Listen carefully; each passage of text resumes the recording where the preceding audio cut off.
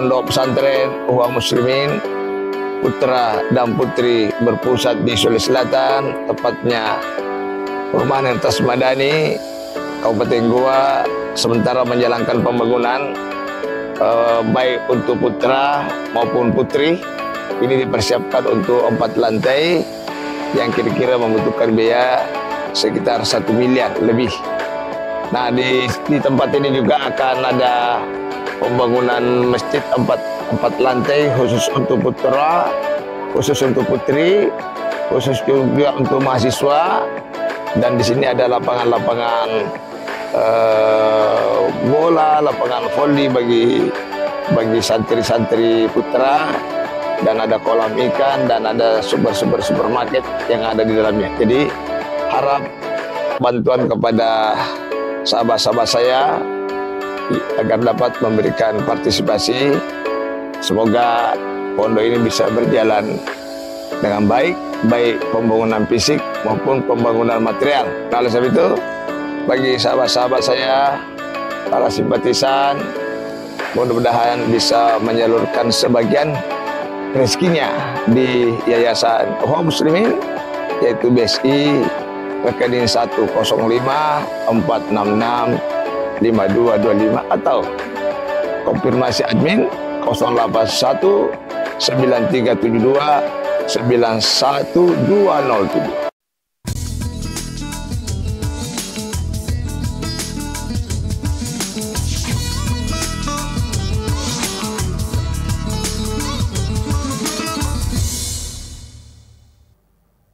Bismillahirrahmanirrahim.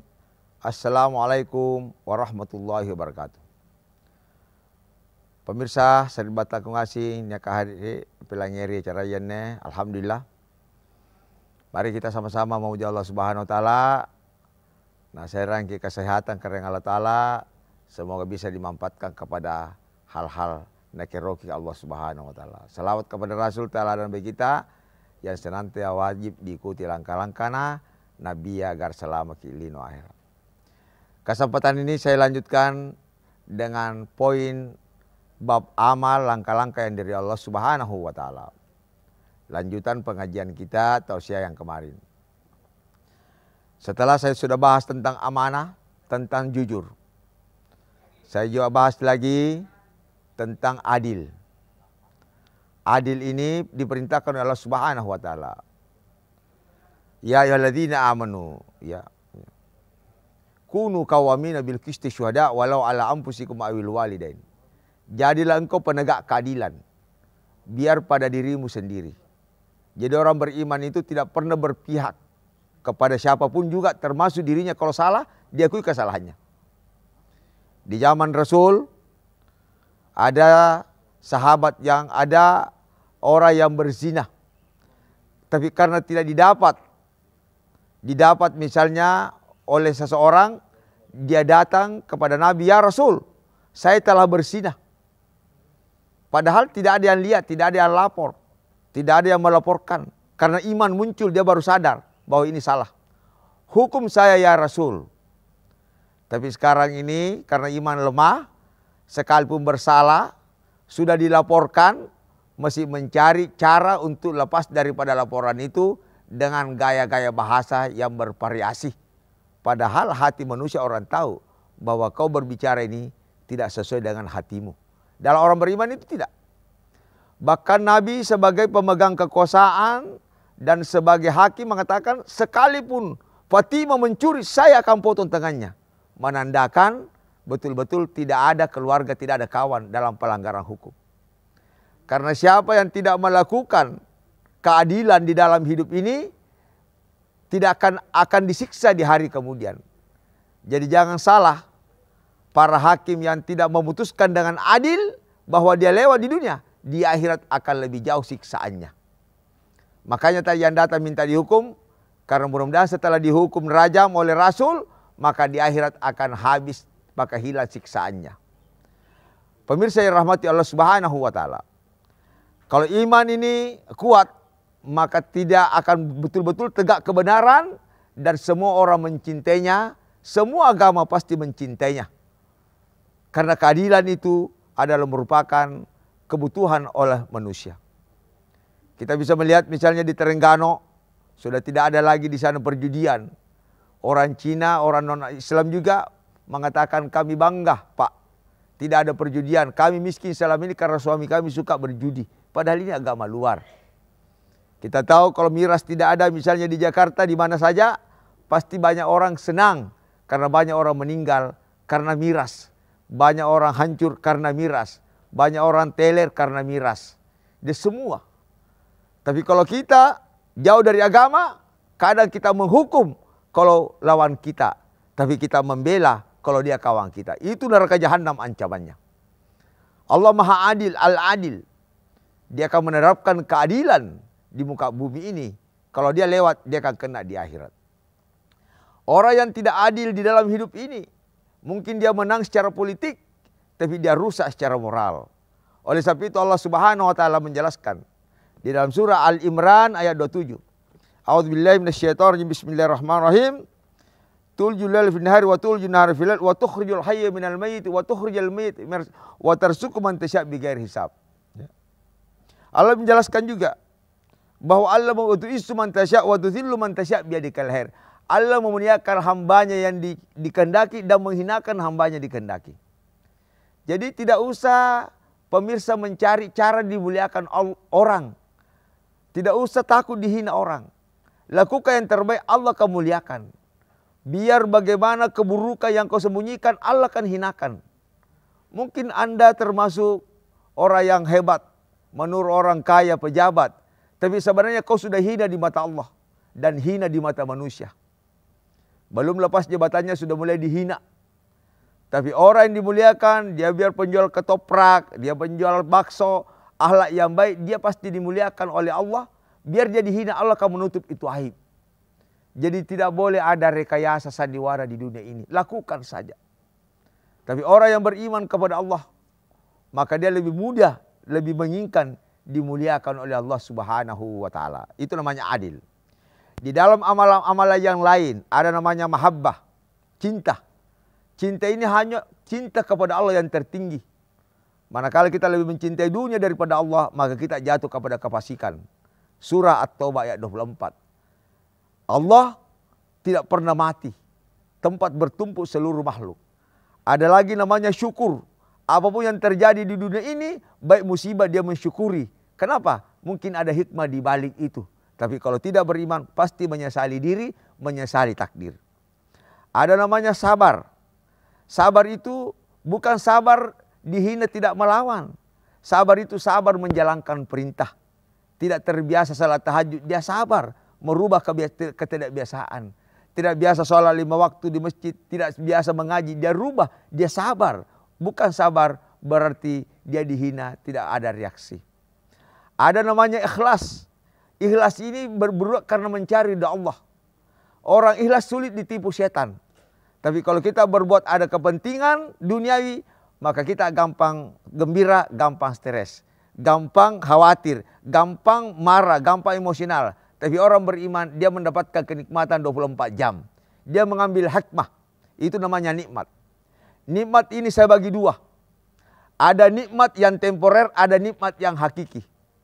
Nikmat yang temporer itu nikmat yang palsu. Misalnya tripping, diskotik, itu nikmat kepala lama-lama dia ribut. Tapi nikmat yang hakiki ada 3 dalil yang saya ingin sampaikan pada pemirsa. Pertama adalah surah Al-Anfal ayat 2.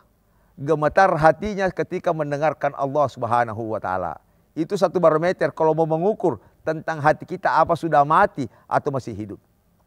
Yang kedua, fala takhshawhum wakhshawni waliyutimma nikmati. Janganlah kau takut kepada siapapun, kepada malu, kepada kerugian, kepada kebangkrutan, kepada kehilangan kerja. Takutlah kepada aku. Waliyutimma nikmati, baru saya akan berikan nikmat. Tidak usah ada kekhawatiran. Selama kita bernafas hari ini pasti ada rezeki. Entah dari mana. Terbukti kan? Ada nggak orang mati kelaparan di Indonesia? Tidak ada. Sekalipun tidak ada kerja. Takutlah kepada Allah. Coba kalau kita takut. Pengusaha jangan takut bangkrut. Pegawai jangan takut kehilangan jabatan. Semua jangan takut. Pasti ada nikmat. Insya Allah.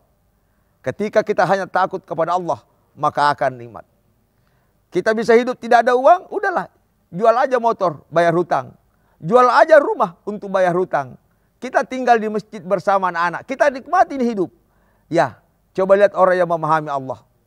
Ketika ditanya Assalamualaikum, Waalaikumsalam, wah bahagianya. Padahal utangnya begitu banyak. Tapi bahagianya kelihatan. Ya. Ada juga orang Assalamualaikum, Waalaikumsalam, tapi mengkerut. Kenapa? Masalahnya begitu banyak. Deposito, padahal jabatan tinggi deposito. Ini orang jalan neraka juga. Siapa yang suka banyak susahnya di dunia, maka tempatnya neraka. Di dunia saja sudah susah, apalagi orang yang nikmat tidak ada. Alhamdulillah anak habis sekolah. Tidak habis sekolah tidak ada uang, sudahlah. Tuhan juga tidak tanya sekolahnya. Yang dia tanya dia ngaji enggak, ajar kalau mengaji di rumahnya. Bersyukurilah. Ya nikmati ini hidup ini jemaah sekalian. Jangan. Karena kadang juga Allah membatasi rezeki hambanya kalau dia cintai. Di mana dalilnya? Al-Baqarah ayat 155. Walana beluannakum bisyai'in minal khauf wal ju'. Allah akan mengurangi rezekinya. Wa naqsi minal amwali, dan pohon-pohon bisnis akan dikurangi. Wa basyir sabiri, berikan berita gembira. Kenapa dikurangi? Mungkin ya hambaku kalau naik lagi gajinya dia pergi maksiat, sehingga Allah menyelamatkan hambanya, mengurangi rezekinya. Subhanallah. Itu satu pemahaman yang saya uraikan episode selanjutnya. Tapi kalau ilmu lemah pasti. Dan orang yang tidak memahami agama, dikasih satu motor pasti mau dua. Dikasih mobil Ayla mungkin mau Avanza tidak cukup. Dikasih rumah BTN pasti mau yang lebih luas, yang tipe 70. Katanya tidak eksklusif dan sebagainya. Jadi kenikmatan itu adalah datangnya dari Allah Subhanahu wa taala. Kalau kenikmatan itu adalah kekuasaan, maka Fir'aunlah orang yang paling berbahagia di dunia ini. Dan kalau kenikmatan itu karena ekonomi, maka Qarunlah orang paling berbahagia. Dan kalau kenikmatan itu dari raja sosial, maka Namrud celah. Tapi kenikmatan itu adalah milik Allah Subhanahu wa taala, dan Allah akan memberikan kenikmatan kepada siapa yang dikehendaki. Alhamdulillahirabbil alamin. Pemirsa, insyaallah diridai Allah Subhanahu wa taala. Saya ingin mempertajam pembahasan ini tentang antikam carana mendapatkan kenikmatan. Kenikmatan, kebahagiaan, dan kesuksesan. Kesuksesan dalam versi Al-Quran, misalnya dalam surah Al-Baqarah 1-5. La raiba fi hudal lil muttaqin alladzina yu'minuna bil ghaibi, mengimani yang gaib, menegakkan salat, wa mimma razaqnahum yunfikun, yaitu mengeluarkan rezeki. Pegawai kalau ada gajinya 5 juta misalnya, jangan lupa 2,5%. Ya. Ya. Berarti cuma 125.000. Kalau ada lagi bantuan-bantuan lain, langsung keluarin. Jangan nanti dibelanjain misalnya sekian, nanti tidak ada keluar zakatnya, zakat mal itu. Walladzina yu'minuna bima unzila ilaika wa ma unzila min qablika bil akhirati hum yuqinun, yaitu beriman kepada hari akhirat dan yakin. Ulaika ala hudan mir rabbi, mereka itu telah diberi hidayah, wa ulaika humul muflihun, mereka orang beruntung. Yang beruntung itu kalau dikatakan Quran, itulah orang beruntung, menegakkan salat. Bukan orang beruntung itu yang banyak uangnya, yang tinggi jabatannya. Dari dalil yang mana? Tadi saya sudah jelaskan. Maka Fir'aunlah orang paling hebat kalau memang. Qarunlah yang paling kaya. Tidak ada yang paling kaya Qarun di dunia ini sampai sekarang ini. Sehebat-hebat orang kaya di dunia belum ada kuncinya sampai di bawah 40 kuda. Ini baru kunci gudang. Dan seterusnya. Nah oleh sebab itu, kenikmatan ini, kebahagiaan ini bagi orang beriman didapatkan per detik ini. Kalau memang dia pahami Allah Subhanahu wa taala. Makanya orang beriman bahasa cuma satu, hasbi Allah wa ni'mal wakil. Mengenal engkau cukup bagi kami Allah. Kami tidak butuh yang lain. Tapi kalau dia tidak beriman, kenapa tidak beriman? Lemah imannya, lemah ilmunya, lemah zikirnya, tidak paham jalan kebenaran, maka dia tidak akan pernah puas di dalam hidupnya. Dapat gaji 3, mungkin Tuhan kalau dapat 5 saya sudah bergembira. Kalau dapat 10 mungkin sudah bahagia, sudah longgar-longgar hidup. Udah pindah BTN, udah begini. Padahal makin dapat yang gede, makin susah juga hidupnya. Padahal kebahagiaan itu bukan. Anak dididik dengan Al-Quran, dididik dengan agama, pasti akan muncul akhlak yang bagus. Tapi anak tidak memahami agama, begitu tidak dikasih duit, pasti dia ngamuk. Dia belikan motor ngamuk. Tapi kalau dia beriman, cukup Bapak. Kalau ada orang belikan motor saya sekolah, kalau tidak cukup saya jalan kaki. Saya tidak mau menyusahkan Bapak. Subhanallah. Tapi kalau Anda dididik, dia akan mengamuk. Kenapa? Bukan kesalahan anak. Kesalahan orang tua tidak pernah mendidik anaknya dengan agama. Apa artinya kita mewah dalam hidup ribut dengan anak dan istri dan anak? Rasul mengatakan, baiti jannati, rumahku adalah surgaku. Kenapa? rumah itu dimanajemenkan dengan Al-Quran. Rasul menjelaskan, manakala rumah yang tidak pernah dibacakan Quran, maka rumah itu sama dengan kuburan dan penuh dengan setan. Siapa yang punya rumah tidak pernah ada suara Al-Quran di dalamnya, maka tiang-tiang sudut-sudut rumah itu penuh dengan setan. Hari ini dia damai, besok ribut istri, masalah beras, masalah ikan, masalah lauk pauk, ribut. Tapi orang yang suka mengaji, begitu mau emosi, maka muncul rasa kasih sayang kepada anak istri. Baiti jannati, rumahku adalah surgaku. Orang tua mengatakan, wahai ananda, maafkan ayahanda. Tidak bisa memberikan apa-apa selain agama. Anak mengatakan, saya bangga melihat orang tuaku yang rajin ke masjid. Cukup bagi saya bapak. Begitupun saya bangga melihat anak saya yang rajin mengurus agama Allah Subhanahu wa ta'ala. Kalau di dunia ini kita tidak bisa makan yang enak karena keterbatasan dari Allah, mudah-mudahan kita selamat di akhirat, kita bisa bahagia.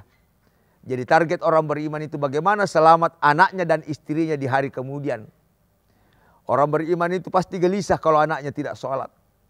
Kalau perlu dia tegas, dia keras, dia cambuk sejak kecil. Dia baca subhanallah walhamdulillah wa la ilaha illallah Allahu akbar. Manakala kita punya istri tidak sholat, anak tidak sholat, yang pertama dilempar ke api neraka adalah bapaknya karena tidak amanah. Orang tua itu bukan hanya memberikan nafkah lahir dan batin, tapi membina bagaimana menyelamatkan anaknya dan istrinya ke api neraka. Di zaman-zaman dahulu, kita tahu bahwa orang tidak tahu mengaji, tidak sholat, maka tidak mudah diterima lamarannya. Tapi di zaman modern sekarang ini, tidak perlu sholat, tidak perlu agama, yang penting kerja. Apa kerjanya? Karena yakin bahwa kerja, gaji itu meningkatkan derajat sosialnya. Inilah suatu perubahan-perubahan yang cukup kuat. Mudah-mudahan pemirsa jangan terbawa arus. Mari kita tetap kembali. Kenapa saya tidak nikmat hari ini? Kenapa saya goyang hari ini? Maka kembali, pasti ada yang salah. Zikir yang lemah, doa yang kurang, ilmu yang kurang. Jangan cari kemana-mana. Tapi begitu ada rasa nikmat dan mengikuti alur yang dibawakan Rasulullah SAW. Kalau kita mengatakan bahwa orang miskin itu ada orang gagal, berarti kita menghina Nabi kita yang miskin. Nabi kita 2 kali 3 rumahnya. Dia gelisah kalau ada uang. Kenapa? Jangan sampai dia mati besok dia sedekahkan. Sedangkan mungkin dia gelisah kalau tidak ada uang, apa dibelanja besok, 1 bulan, 2 bulan. Iman yang cukup jauh. Nah, oleh sebab itu, tapi Rasulullah 2/3 dunia berubah karena akhlaknya. Kita, adakah orang berubah karena akhlak kita? Ini suatu renungan-renungan kepada jamaah sekalian. Pemirsa insyaallah rahmat Allah Subhanahu wa ta'ala. Mari kita membuka Al-Quran tiap hari. 1 halaman, 2 halaman, 3 halaman. Kita diskusikan kepada anak. Kita diskusikan kepada istri. Yang kita baru baca tadi. Apakah Al-Baqarah, masalah ekonomi, masalah sosial, masalah politik. Supaya kita tidak gampang ditipu oleh pengaruh-pengaruh orang luar. Al-Quran adalah hudal linnas, petunjuk bagi manusia. Di mana logikanya kita bisa selamat, tidak membuka petunjuk itu. Kita membuka motor, kita bukan orang teknik. Pasti kita akan pasang motor itu dengan salah. Tapi kehebatan dan memang diramalkan Rasulullah. Akhir zaman itu tulisan Quran tinggal tulisan. Masjid sudah kosong. Makanya Perdana Menteri Inggris pernah berkata, kira-kira abad ke-18, jangan biarkan umat Islam paham Al-Quran dan artinya. Kenapa? Kapan dia paham artinya, maka dia akan usir kita. Waktu dia menjajah Mesir. Tapi kalau ngaji udah apa-apa, ngaji aja deh. Musabah kan nggak apa-apa. Yang penting jangan dia tahu artinya. Kenapa? Kalau dia artinya pasti dia minta kemerdekaan kepada bangsa dan negaranya. Pemirsa yang insyaallah rahmatullah subhanahu wa ta'ala. Buku-buku di Gramedia tentang kenikmatan kesuksesan. Jangan percaya kalau tidak ada Al-Quran.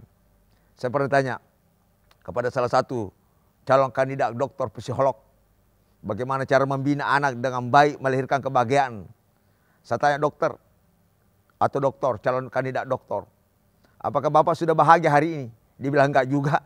Saya bilang satu-satu kebahagiaan itu adalah kepada Al-Quran. Kita tanya kepada orang yang pernah tobat, yang pernah dosa. Rupanya kembali kepada Quran adalah satu kebahagiaan. Tanamkan kebahagiaan kepada anak. Tanamkan kepada istri. Akhirnya dia bangga dengan ilmu agama dan identitas agamanya. Bukan titelnya. Oleh sebab itu, orang yang beriman ketemu orang kaya pasti biasa-biasa saja. Justru orang yang kaya tidak tahu agama, dialah paling miskin sebenarnya. Saya kasihan engkau. Banyak mobilnya tidak tahu agama. Tapi kalau dia tidak tahu agama, mungkin mengasihani orang yang tidak ada kursinya, yang tidak ada apa-apanya, rumahnya kecil. Kasihan balik engkau wahai saudaraku yang hidupmu terbengkalai. Padahal orang ini bahagia dengan apa adanya. Rasulullah SAW adalah teladan yang baik, sederhana yang baik, makanannya yang paling rendah, yang tidak berkualitas dibanding sahabat-sahabat yang lain. Nah oleh sebab itu, saya sampaikan kepada para pemirsa, bahwa kenikmatan dan kebahagiaan itu adalah di tangan Allah dan di Quran. Mari kita periksa diri, apakah hari ini sudah kita bahagia, atau masih ada rencana yang tidak tercapai, atau kita mengatakan kalau selesai rencana akan bahagia. Saya kira itu suatu bisikan setan. Saya pernah tanya para teman-teman yang tinggi jabatannya, apakah kau sudah nikmat hari ini? Dia bilang enggak juga. Saya bilang betul, kau pasti tidak akan bahagia kalau kau jauh kepada Quran. Mungkin kau lebih bahagia kalau kau merenung masa dulu, yang masih ngontrak rumah, masih mahasiswa, yang kau masih berjalan di atas jalan pemikiran yang benar. Betul Ustaz katanya, saya masih bernikmat dahulu. Oleh sebab itu kita banyak ditipu oleh dunia. Makanya Allah menjelaskan, innama dunia alaibun walahun. Dunia itu adalah sendagura dan permainan. Mari jangan kita dikendalikan oleh dunia dan kita mengendalikan dunia ini. Alhamdulillah pemirsa yang saya rahmati Allah Subhanahu wa taala. Kebahagiaan dan kenikmatan kalau diamalkan dan baik, insya Allah di dunia akan kita hidup mulia dan di akhirat akan dimuliakan Allah. Saya ingin menguraikan kembali tentang kehati-hatian dalam makanan untuk mendapatkan kebahagiaan. Sekalipun kita dicelah orang kalau berjalan di atas jalan yang jauh lebih bagus. Kalau masyarakat Indonesia, masyarakat Muslim sudah aman di atas perut, tidak mau menerima lagi sogokan, maka pasti yang akan menjadi pemimpin dan DPR adalah orang-orang yang terbaik. Karena sekarang ini kalau kita rawan di atas perut, mungkin kita aman di bawah perut tapi rawan di atas perut. Banyak tokoh-tokoh agama kita aman di bawah perut tapi rawan di atas perut. Ada juga orang yang aman di atas perut tapi rawan di bawah perut.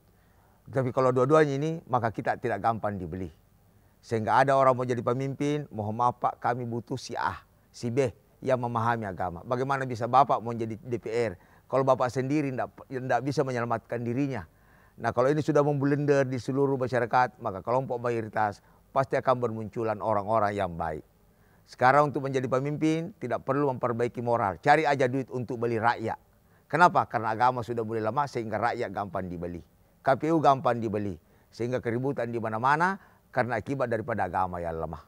Saya mengambil segmen tentang agama ini karena memang saya menjaga di sektor-sektor paling bawah untuk pencerahan kepada masyarakat. Perbaiki di atas perut. Hingga nanti orang menjadi pemimpin, susah nih. Kami ditolak di sana. Kenapa? Kami nggak tahu ngaji. Akhirnya ketika mau jadi DPR dia belajari agama. Dan ketika dia memahami agama tidak perlu kos uang keluar terlalu banyak, uang haram. Mungkin tidak ada lagi duit yang keluar. Sehingga orang berlomba-lomba menjadi moral yang baik. Sehingga kalau dia duduk DPR, dia dulu jadi pemimpin, jadi bupati, jadi gubernur, hingga akan muncullah keberkahan dari langit dan bumi. Nah, oleh sebab itu, pemirsa yang dimuliakan Allah Subhanahu wa taala, mudah-mudahan di atas perut dan di bawah perut dan semangat mengurus agama diberikan